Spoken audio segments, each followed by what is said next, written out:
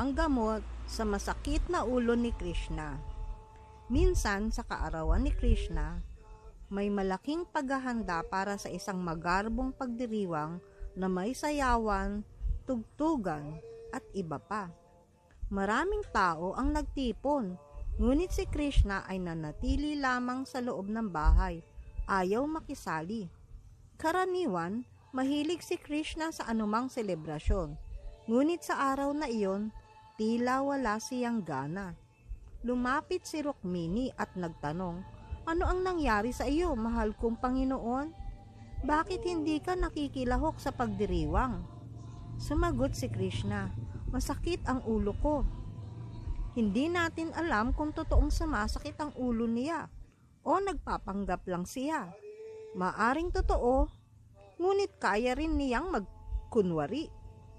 Sinabi ni Krishna, "Kung may tunay na nagmamahal sa akin, kumuha lamang ng kaunting alikabok mula sa kanilang mga paa at ipahid sa aking ulo. Gagaling ako." Sabi ni Rukmini, "Tawagin natin ang manggagamot."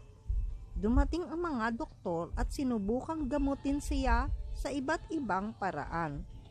Ngunit sinabi ni Krishna, "Hindi gagana ang mga iyan sa akin." Nagtanong ang mga tao, "Ano ang dapat naming gawin?" Dumagsa ang mga tao. Dumating sina Satyabhama at Narada at nagtanong, "Anong nangyari? Anong nangyari?" Lahat ay nababahala. Masakit ang ulo ni Krishna. Ano ang dapat gawin? Muling sinabi ni Krishna, "Kung may tunay na nagmamahal sa akin, kumuha lang ng kaunting alikabok mula sa kanilang mga paa at ipahid sa aking ulo. Gagaling ako." Nagulat si Satyabhama. "Anong kalokohan ito? Mahal kita. Ngunit hindi ko ilalagay ang alikabok mula sa aking paa sa iyong ulo. Hindi natin maaring gawin iyon." Naiyak si Rukmini. "Paano natin magagawa ito? Ito ay isang pagsuway. Hindi natin ito maaring gawin." Napaatras si Narada. "Ayokong gawin ito. Ikaw mismo ang Panginoon. Hindi ko alam kung anong kapalit nito.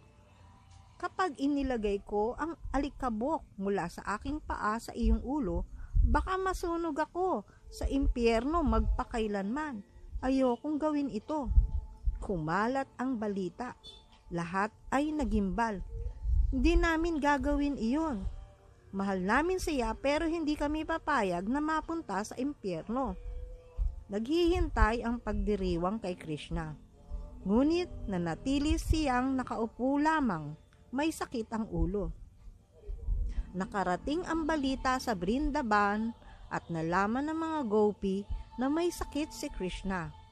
Agad na inilatag ni Radhe ang kanyang belo sa lupa at ang lahat ng gopi ay sumayaw dito ng masigla. Ibinigay nila ito kay Narada at sinabi, "Dalhin mo ito at itali sa kanyang ulo." Dinala ni Narada ang belo.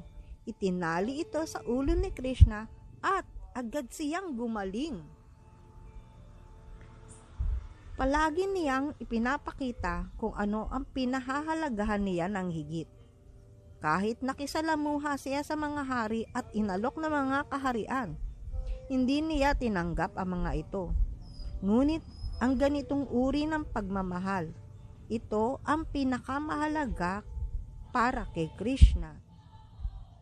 Haribol.